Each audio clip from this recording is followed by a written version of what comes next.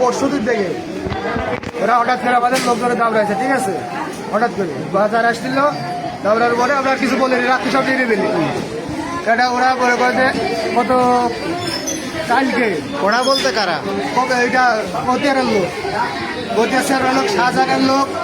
তারপরে গতকালকে ওরা পাইট ধর করেছে, আমার 3টা হাসপাতাল আসছিল পাতা পাইটে। আপনাদের গ্রুপ লিডার কেটা? আমাদের কপিল ব্যাপার, কপিল ব্যাপার। কি নাম আপনার? মোহাম্মদ রাসেল।